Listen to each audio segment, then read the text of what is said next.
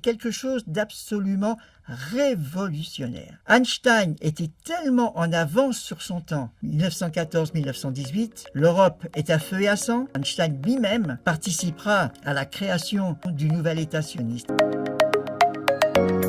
Bonjour, je m'appelle Michel Miara, j'ai fait dans ma vie des études d'ingénieur des mines, je suis allé aux mines d'Alès. Pour sortir de mes études d'ingénieur, j'ai eu envie de continuer encore à faire des études puisque je me suis toujours trouvé à l'aise dans l'enseignement et dans l'apprentissage de la connaissance. Et j'ai fait ce qu'on appelle un DEA d'astrométrie et de mécanique céleste à l'université de Paris-6-Jussieu, DEA voulant dire diplôme d'études approfondies. Et dans le même temps, j'ai eu la chance de pouvoir faire des émissions de radio pendant 7 ans, d'inviter nombre de scientifiques de renom. De ce que j'ai pu apprendre de toutes mes études et de ces interviews, c'est qu'effectivement la science, au cours de notre histoire, a eu des impacts fondamentaux puisque ces impacts ont carrément modifié, pour certains, le visage de notre société. S'il est une date qu'il faut avoir en tête, et qui marque précisément une rupture dans le domaine de la connaissance, cette date,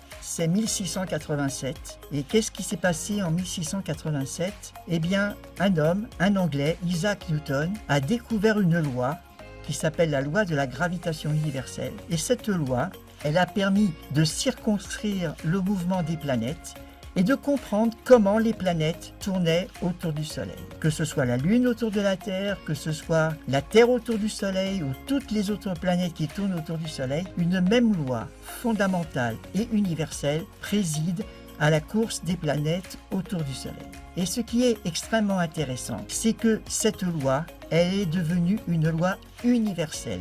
Ainsi, toutes les observations que nos anciens avaient pu faire, que ce soit chez les Grecs, que ce soit chez les Babyloniens, que ce soit en Judée, que ce soit partout sur toute la surface de la Terre, eh bien, toutes ces observations, elles ont pu être circonscrites dans une simple et même loi qu'on appelle la loi de la gravitation universelle. Cette loi, elle met en relation des masses par rapport au Soleil principalement, et elle lie la masse, la distance et d'autres facteurs. Et cette loi, elle est tellement universelle que finalement, on l'applique à tout.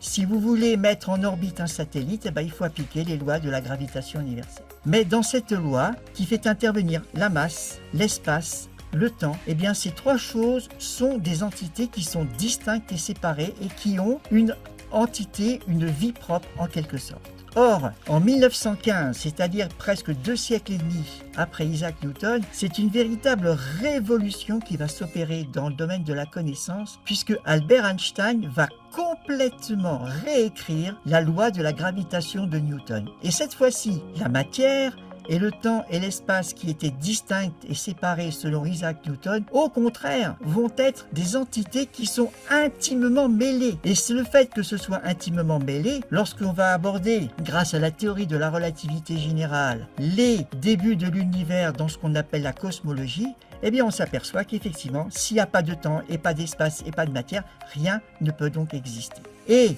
cette interrelation entre la matière, le temps et l'espace est quelque chose d'absolument révolutionnaire. Einstein était tellement en avance sur son temps lorsqu'il a produit la théorie de la relativité générale qu'il faudra pratiquement un siècle pour que la prédiction la plus spectaculaire de sa théorie, à savoir les ondes gravitationnelles, eh bien, il faudra plus d'un siècle pour qu'effectivement ces ondes gravitationnelles soient mises en évidence.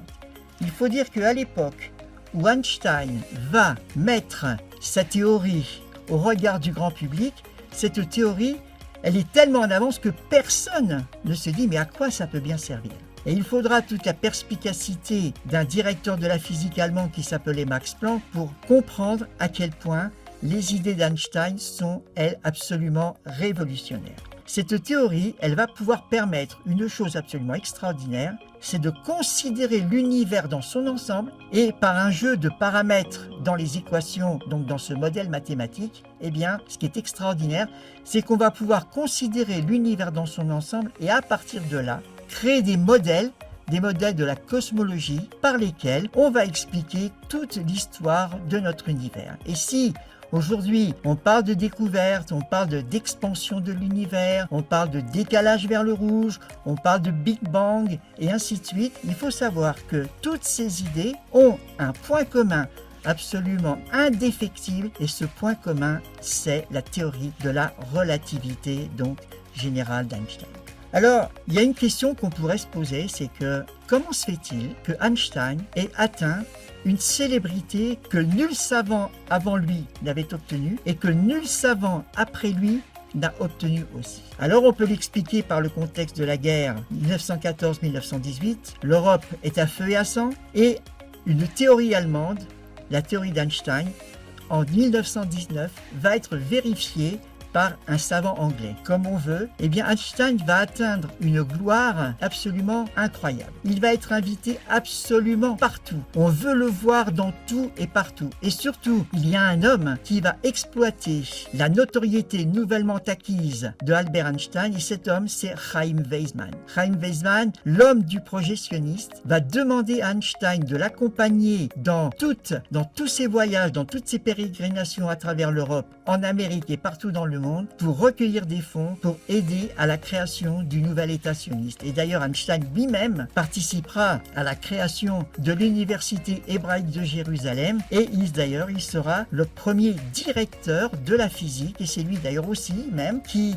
publiera le premier article dans les revues scientifiques de l'université. Et cette gloire nouvellement acquise d'Einstein va avoir aussi des conséquences incroyables. C'est-à-dire que avant que ne soient promulguées les lois martiales de Nuremberg en 1933, Einstein, qui était déjà l'objet d'opprobre dans l'Allemagne très fortement nazifiée, eh bien Einstein avait compris qu'évidemment il fallait quitter ce pays et en quittant ce pays, eh bien il va déplacer, selon le mot du français, un grand savant français, Paul Langevin, eh bien ce grand français va dire: si le pape de la physique se déplace aux États-Unis, la physique va devenir, le pôle attractif de la physique va donc être les États-Unis. La notoriété d'Einstein était telle qu'il connaissait bien sûr le président Roosevelt, il était invité à la Maison-Blanche quand il se déplaçait aux États-Unis.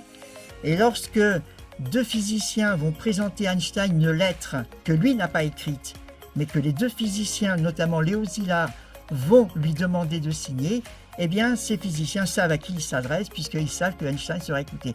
Et donc, Einstein va signer une lettre qui va dire au président des États-Unis « Attention, il y a un grave danger que les Allemands fabriquent une bombe atomique et donc il faut que ce soit les États-Unis, un pays libre qui ait la maîtrise de l'énergie atomique. » Ça, c'est le premier point qui est extrêmement important puisque à ce moment-là, effectivement, c'est sa notoriété et c'est son aura de physiciens écoutés à travers le monde qui va permettre de fabriquer pour les Américains donc cette fameuse bombe atomique. Un deuxième point pour montrer à quel point les scientifiques juifs étaient de première force en Allemagne. Si vous vous étiez rendu en Allemagne au début des années 1900, si vous vouliez apprendre la physique, vous alliez à Berlin. Et si vous vouliez apprendre les mathématiques, il fallait aller à Göttingen en Allemagne. Et un jour, le ministre allemand de l'Éducation se rend dans cette ville. Il discute avec David Hilbert, qui était le directeur donc de cette école de mathématiques, et il lui dit « Est-il vrai, monsieur le professeur, que votre université ait eu à souffrir du départ des Juifs ?» Et Einstein lui a répondu, David Hilbert lui a répondu « Mais monsieur, mon université, elle n'a pas souffert.